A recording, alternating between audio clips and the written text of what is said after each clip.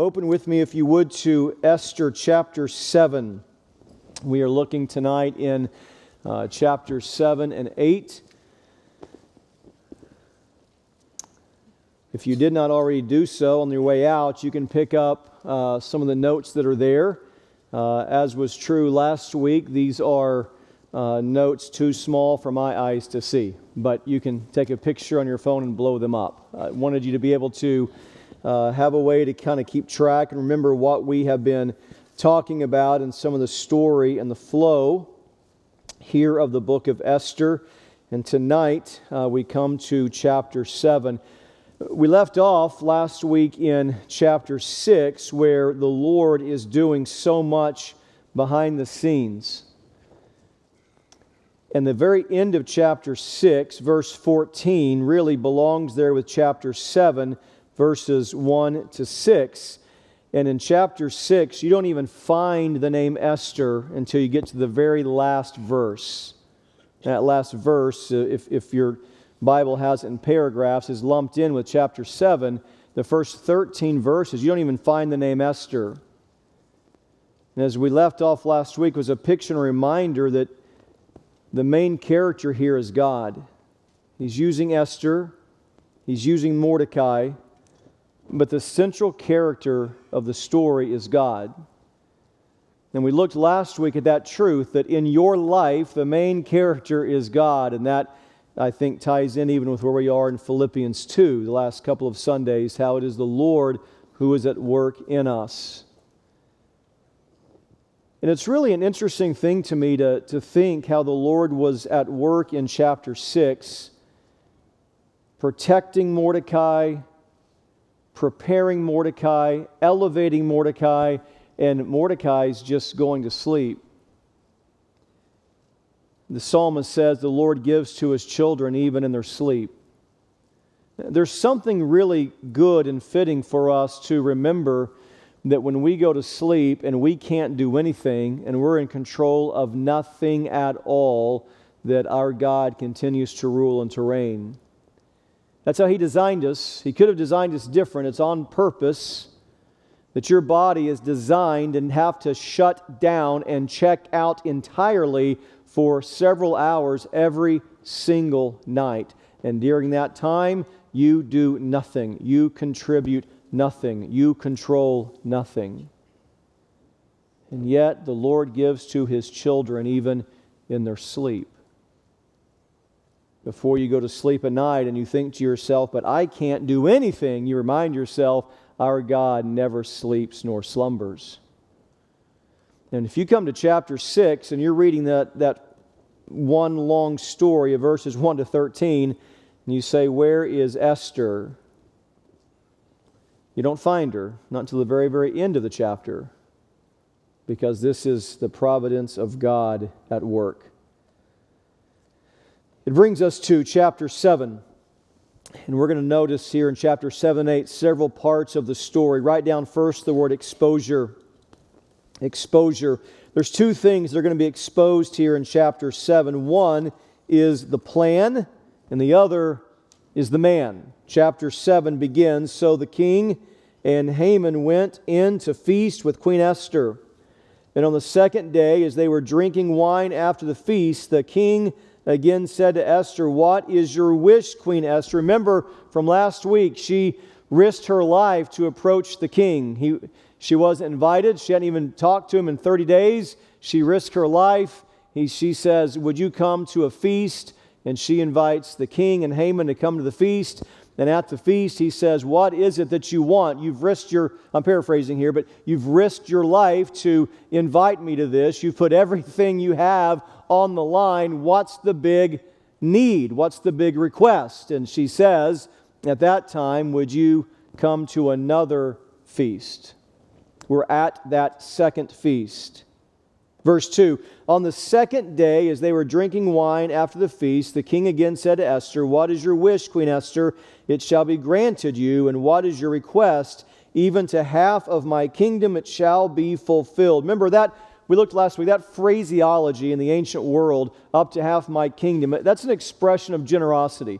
That's an expression of the king saying, you have found favor in my eyes. That's the king saying to Esther, you're in good standing. Now, that's important because one of the reasons why Esther was so hesitant to go in front of the king, one, is it could cost her life if she hasn't been summoned. Two, she tells Mordecai, he hasn't even called for me in a month. It's been 4 weeks before I haven't even talked to him or seen him.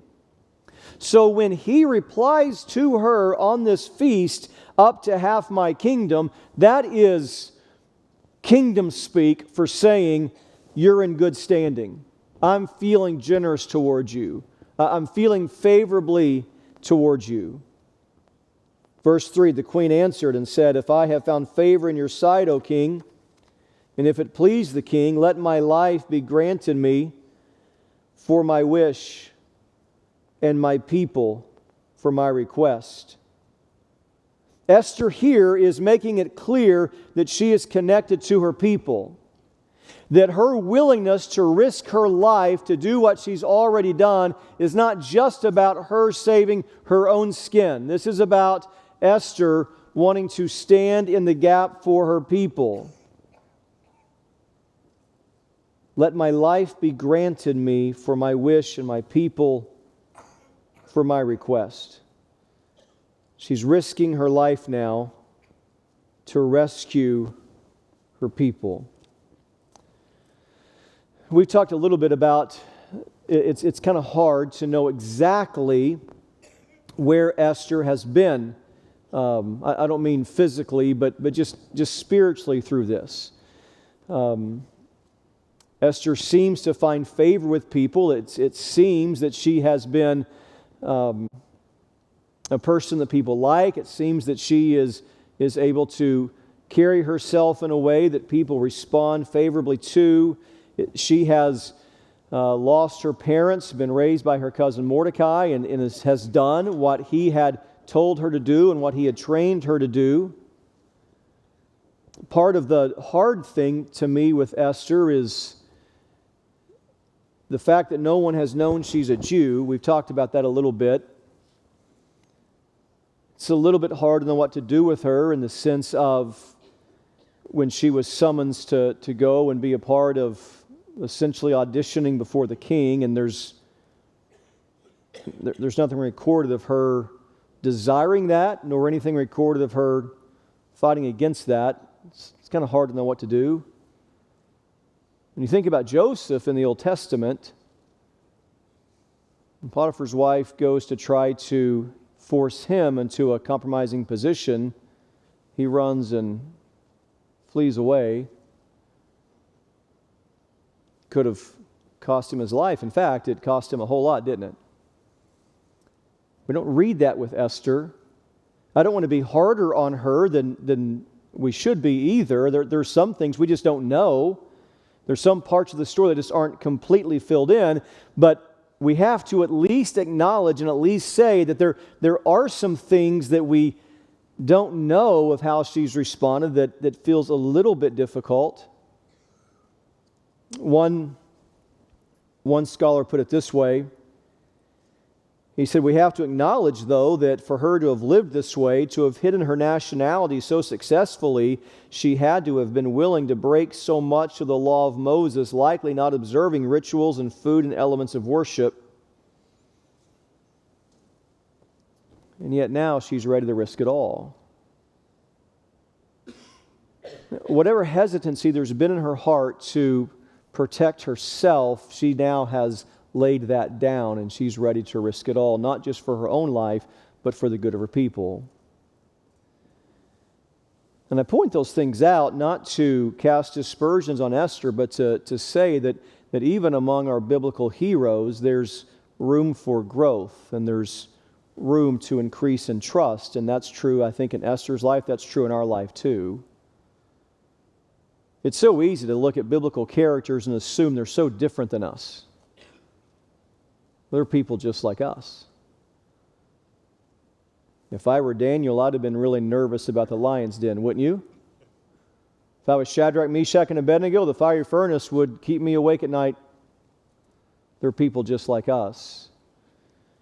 Esther, who has been told by Mordecai, don't let anybody know of who you really are, she did that. In some ways, it's honorable because she's doing what she was taught and raised to do by the one who had raised her. In another way, it brings up some questions. How comfortable was she not fulfilling what the law had called her to do?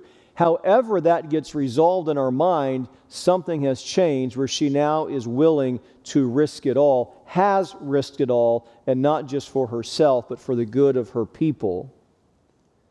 Verse 4, for we have been sold, I and my people, to be destroyed, killed, and annihilated. That's what Haman's edict was. We have been sold, I and my people, to be destroyed, to be killed, to be annihilated. If we had been sold merely as slaves, men and women, I would have been silent, for our affliction is not to be compared with the loss to the king. Now we've got to read verse 4 kind of slow. We've got to think our way through this just a little bit. If we're just going to be sold as slaves, if it was just the removal of our freedom,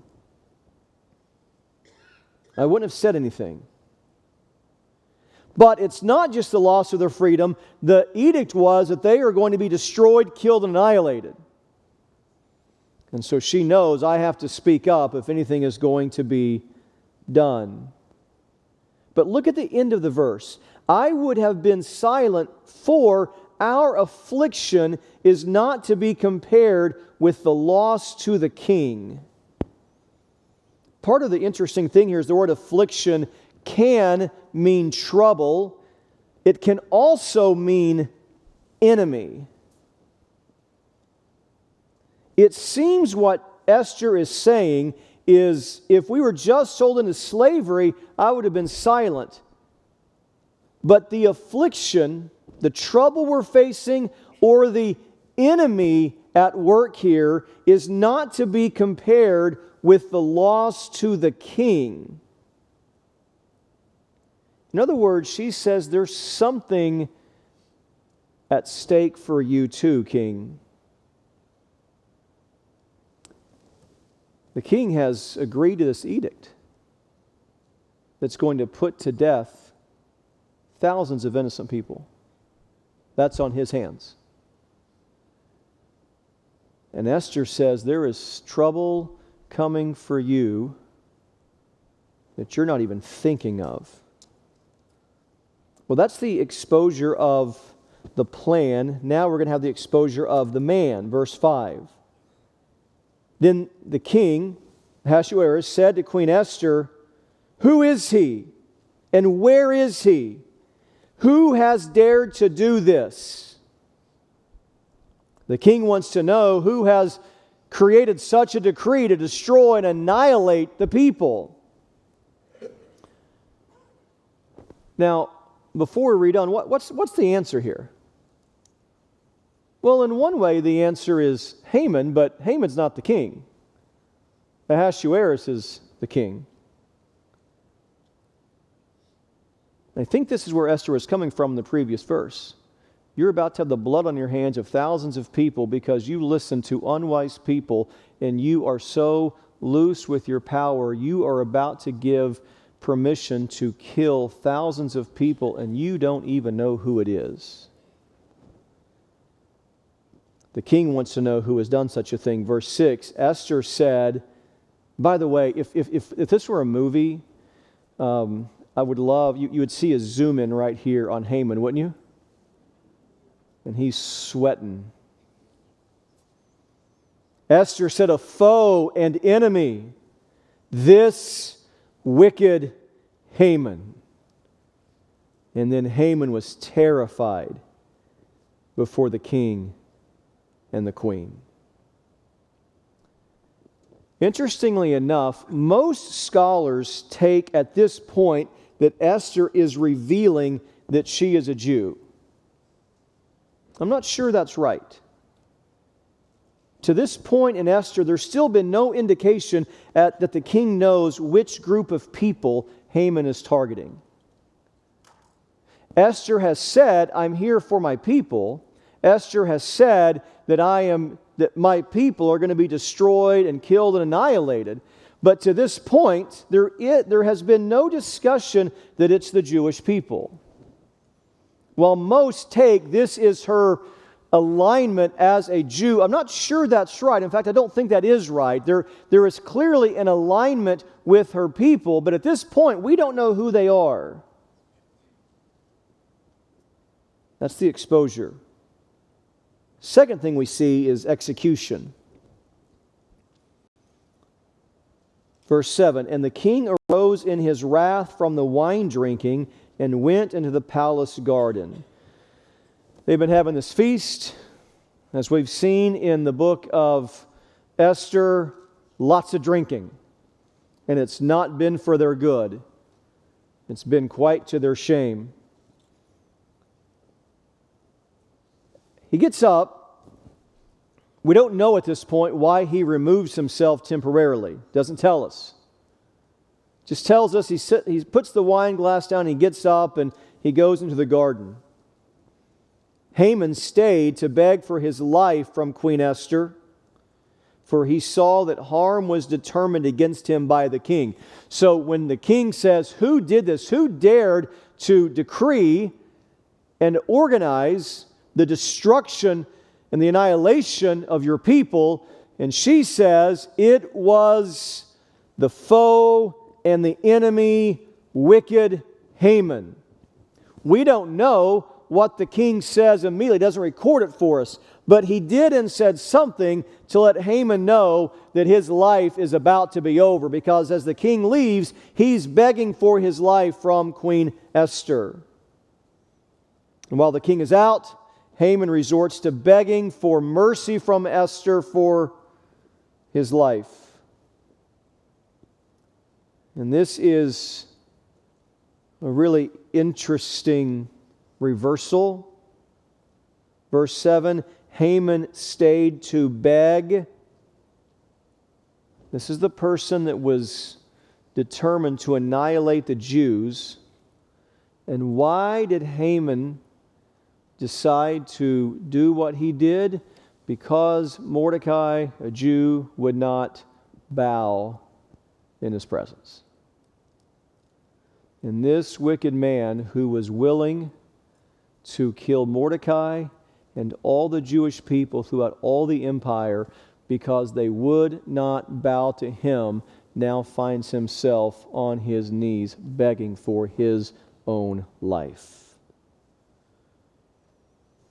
Verse 8, the king returned from the palace garden to the place where they were drinking wine, as Haman was falling on the couch where Esther was.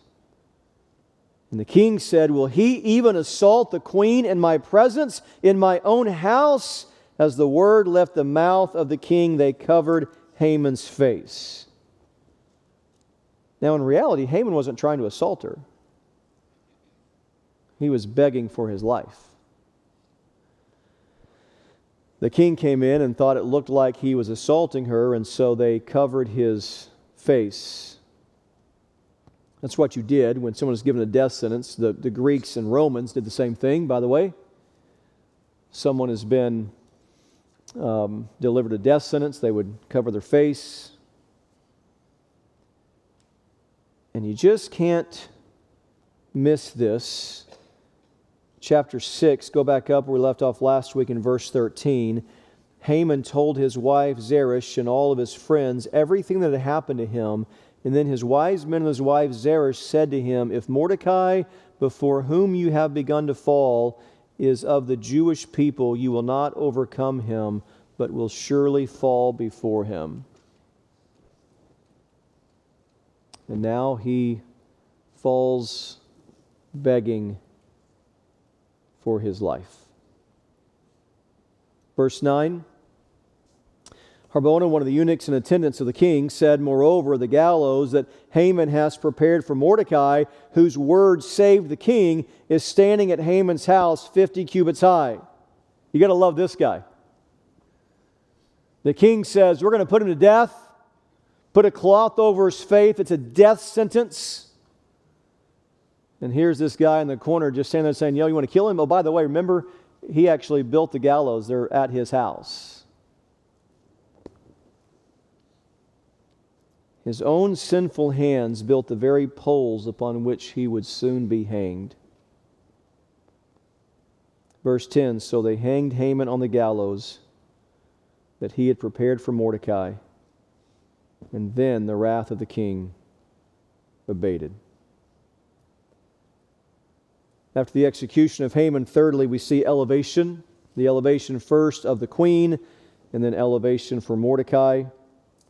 Verse 8 here in chapter 7. Where are we at here? Verse 9.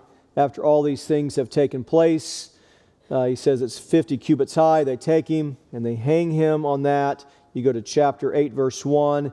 And on that day, King Ahasuerus gave to Queen Esther the house of Haman. Mordecai has been honored. Haman went to his house. Esther had a banquet for the king and for Haman. Haman has been executed. Whole lot of important things have happened here in a very short amount of time. King Ahasuerus gave to Queen Esther the house of Haman, the enemy of the Jews. What belonged to Haman now belongs to Esther. Haman had lived for himself. Haman's God was his own self-promotion. Haman wanted to be elevated. He was 75 feet high.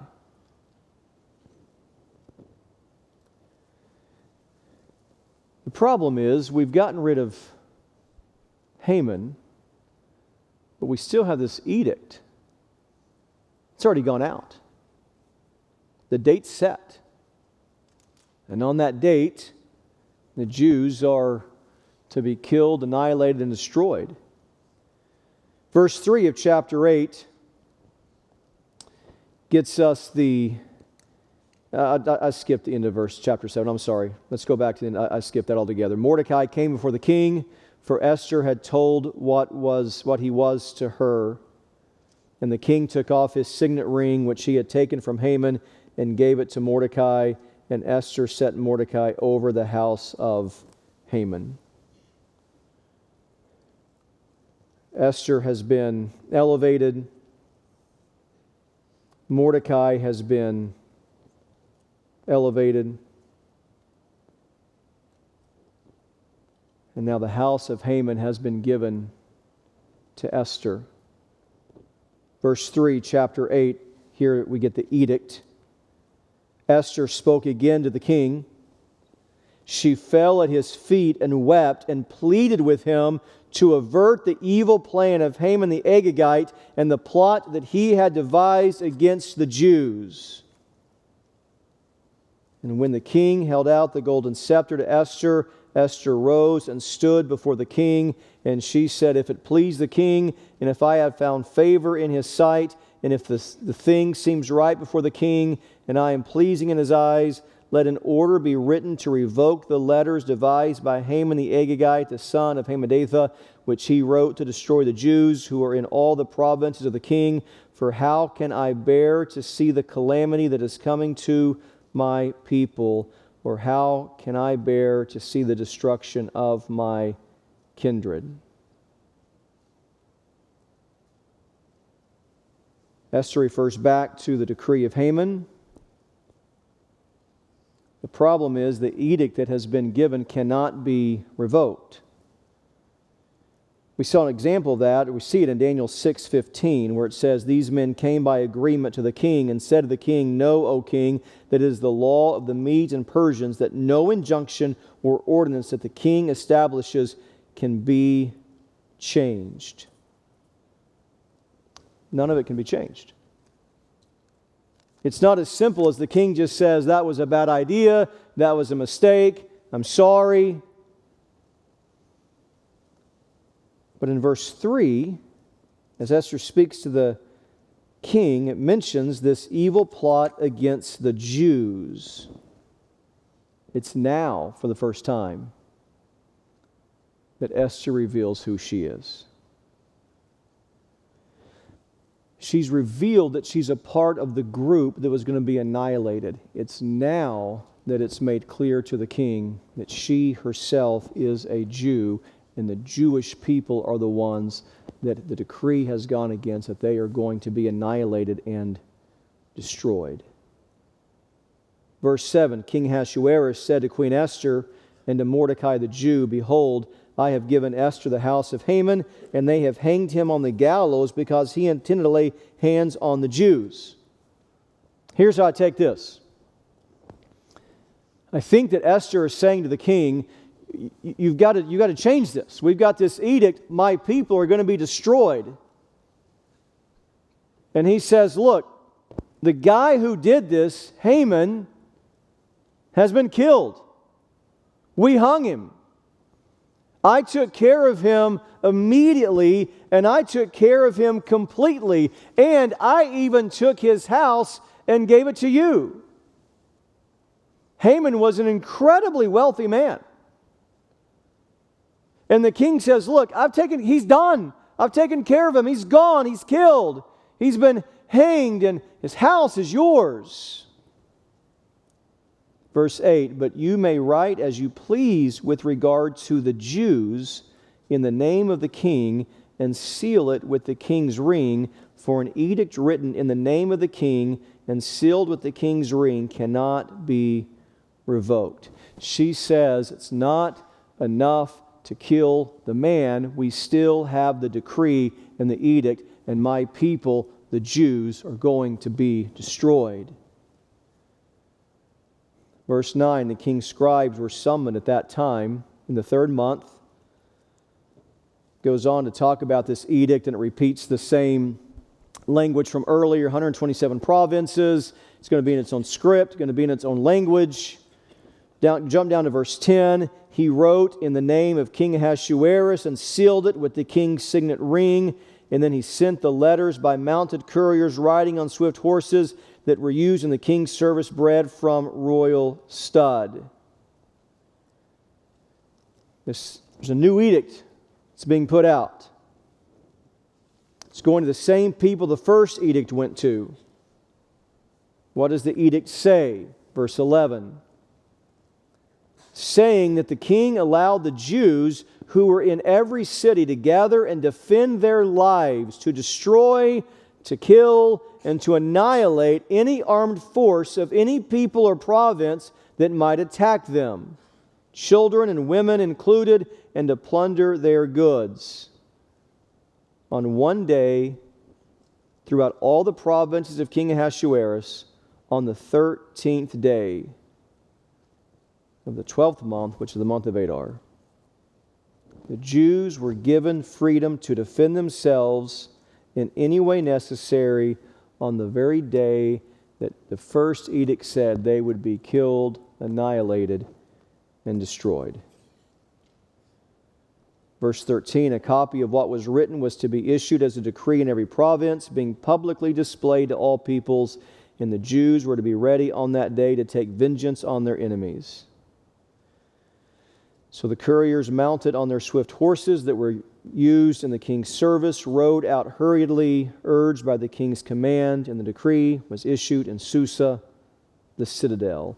And here it is set. We have a date, and on that date, people are to go and kill, annihilate, and destroy the Jewish people. We have a second edict that says on that very day that the Jewish people can do whatever they have to do to defend themselves and are free to kill, destroy, and annihilate those who would try to come to kill, destroy, and annihilate them.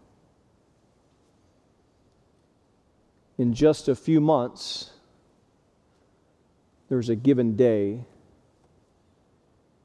where people have to decide where they stand. We have the exposure of the plan, the exposure of the man. We have the execution of Haman. We have the elevation of Esther and of Mordecai. We have the edict that is given that they can defend themselves. And at the end of chapter 8, we have one last thing that happens. We'll call it elation. Verse 15. Then Mordecai went out from the presence of the king in royal robes of blue and white, with a great golden crown and a robe of fine linen and purple. And the city of Susa shouted and rejoiced. And the Jews had light and gladness and joy and honor. These words are interesting. In the Old Testament, light is often associated with salvation. Psalm 27:1, the Lord is my light and my salvation. The Jews, it says here, had light. They had hope. They had the hope of deliverance. That God has raised up Esther, and Esther, at the risk of her own life, was willing to go before the king. At the risk of her own life, says that Haman has done this thing, and at the risk of her own life has identified herself with the Jewish people. And because of what Esther has done, because of her courage, because of her boldness, because of her forthrightness, the Jewish people in verse 16 have light. They have hope. They have this hope of deliverance. It says they had light and gladness and joy and honor. Turn back real fast here to chapter 4. I think it's interesting the way this is recorded for us.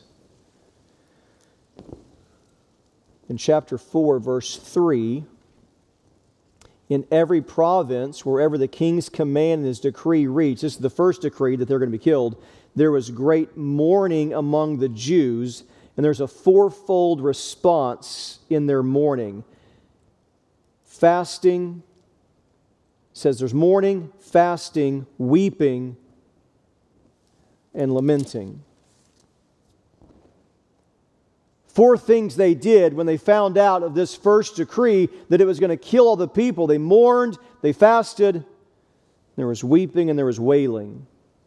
Now, at this second decree, there's also a fourfold response.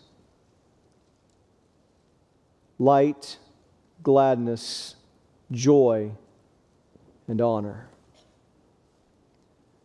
This is how much has been reversed. It was just a few chapters ago when there was mourning and fasting and weeping and wailing, and now there is light representing salvation, gladness, joy, and honor. Things were really dark. They got reversed really fast. Joseph in the Old Testament, it got really dark. And it changed really fast. Take heart, friends. Your life may be in a season of darkness. The Lord knows who you are. He knows where you are. He knows what you need. And in a moment, things can turn around. Verse 17, in every province, in every city, wherever the king's command and this edict reached, there was gladness and joy among the Jews, a feast and a holiday. And now get this is staggering in verse 17. And many from the peoples of the country declared themselves Jews. What happened? We had a decree the Jewish people were going to be killed, annihilated, and destroyed. It wasn't long ago that nobody wanted to let people know once that decree hits. You don't want people to know that you're a Jew. Esther has been hiding that she's a Jew. And now you've got people coming out of the woodwork saying, I'm now a Jew. It's an amazing reversal. Go back to chapter 2 real quick.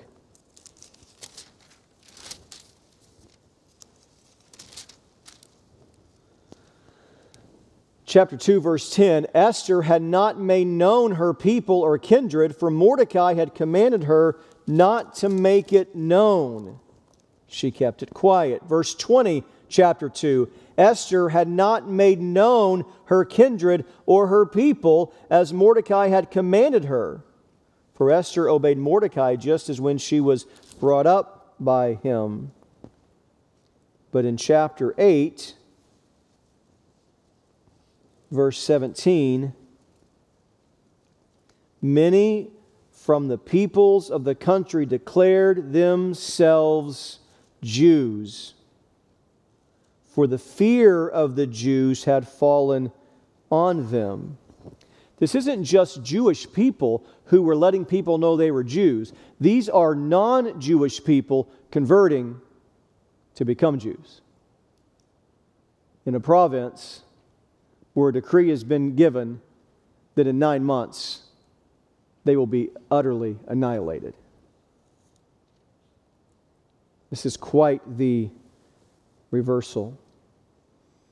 People are saying, because of the fear of the Jews, because they have been bold, because they've been courageous, the story of what Esther did makes its way out. This one lady who was willing to risk her life stops the plan.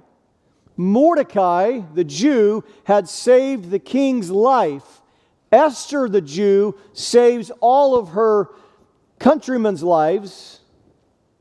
And other people are hearing about it and saying, my goodness, I don't know what's going on, but the fear of the Jews has come over us, and they convert to their practices, their beliefs, their customs. People now have 9 months to decide whose side they're on. Christopher Ash said it this way: there are 9 months of gospel proclamation before judgment is enacted.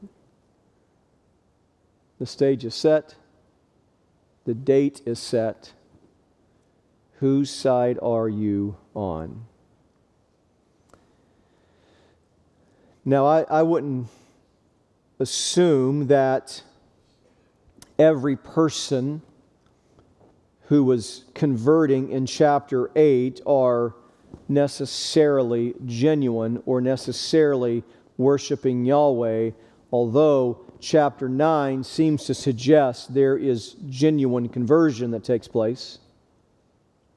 Essentially what has happened is the stage has now been built upon which the telling of the story of the salvation of God will be proclaimed. And last Sunday night when we met here, Esther wasn't even telling people she was a Jew. And now, just a chapter or two later, you've got people saying, who is your God? Who is it that has given you such courage? Who is it that has so worked and orchestrated to deliver not only your life, but to save the lives of your people? And now for 9 months, people know the date. They know the 2 edicts. They've heard of the destruction coming from the first edict, and they've heard the proclamation of the second, thanks to the work of a sovereign, providential God. And for 9 months, throughout the entire empire, people will decide who they serve. In summary of these 2 chapters, let me just give you really quick 3 lessons from the characters we see. From Esther. From Esther, we learn that God protects His people. God protects His people. Doesn't mean that in an earthly sense it always works out for our physical deliverance. There are people in Scripture who die because of their beliefs. There are people in our world that die because of their beliefs. But here's what we can rest assured of, that when you are one of God's own, He knows exactly who you are, where you are, what you need. And if it is the Lord's will to save or deliver you in an earthly sense, He'll have no problem doing it. None. The Lord knows who you are and where you are. God protects His people. From Mordecai, we learn that God provides for His people. Last week, Mordecai had done this act of saving the king's life, and he got completely overlooked. And that's worse than we think it to be, because we looked at last week, that's just not what they did in that empire. You didn't do that. You honored people who did something for you, it would not only be unkind, it would be very unexpected to be overlooked. And yet God was at work even in what felt like Him being overlooked. The reason all this happened is because the king couldn't sleep, and he asked for the books to be opened, and the books fell to the events of Mordecai, and he says, "What did we do for him?" And they say, "We didn't do anything for him." And it's the fact that Mordecai had been overlooked that created the space for all of these events to unfold. God was at work even in what felt like His demise. God provides for His people. But know this, if you had asked Mordecai the night before all this happened, if you'd have said to him, "Did you get repaid for what you did to spare the king's life? Did you get rewarded for that? Did God do something for you as a result of what you did?" The night before, he would have said, "Not that I know of. Not that I've seen. Not that I felt." In fact, remember, Mordecai is going all throughout the area, weeping and wailing. And Esther says, "Could you please tell him to change his clothes? This is kind of embarrassing." Nothing about this to Mordecai has felt like God was at work. Not in the moment. And yet, even through what felt like Him being overlooked and forgotten, even in those details, God was at work. God provides for His people. Esther teaches us God protects His people. Mordecai teaches us God provides for His people. This is not hard. The lesson from Haman, God punishes his enemies. God punishes His enemies. If you'd have talked to Haman the night before his death and said, "Haman, do you feel like you're in danger?" He'd have said, "Danger? Are you kidding me? I just got invited to a feast. It was just the king and the queen and me." Remember last week? And he says, "By the way, have I told you about all the stuff I've got? Have I told you about all my money? Have I told you about all my recognition? Would you like to see a copy of my resume? You think I'm concerned? You think I'm worried? Worried about what? That I don't have enough room to take care of all my rewards? The only concern I have is where am I going to put all my money and my stuff?" And then he's whisked away. And he goes to the feast. And he's called out for his sin. And they put a bag over his head as a death sentence. And then he's hanged on the gallows. God punishes His enemies. He protects His people. He provides for His people. But rest assured, He punishes His enemies. Now, where we're left is what's going to happen when this day arrives 9 months later. That's what we'll look at next Sunday night, Lord willing. Let me invite you, if you would, to bow your head and close your eyes with me for tonight. The story ends for tonight with Haman being punished. And the truth of the matter is, all of us in our sin deserve the punishment of God. All of us deserve judgment and condemnation. But the Bible tells us that our sin was put upon Christ, and by His stripes we are healed. The message of the gospel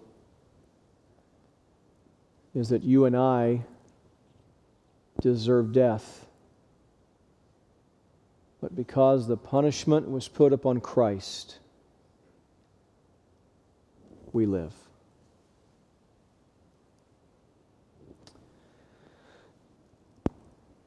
There's a phrase in the chapter we looked at tonight that said the king's anger was abated. We see that in the New Testament too, where Christ absorbs in his own body the payment for our sin. And the New Testament says he is our propitiation.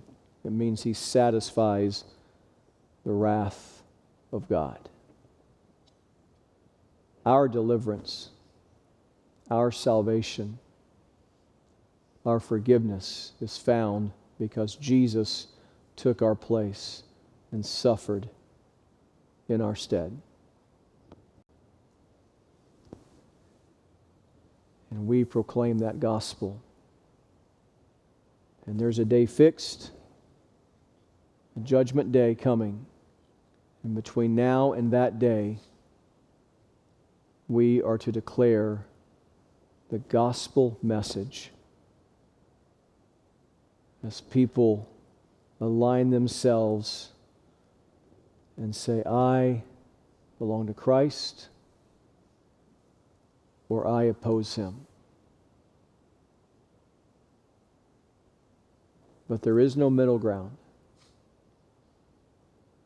It is our message to proclaim. It is our gospel to preach.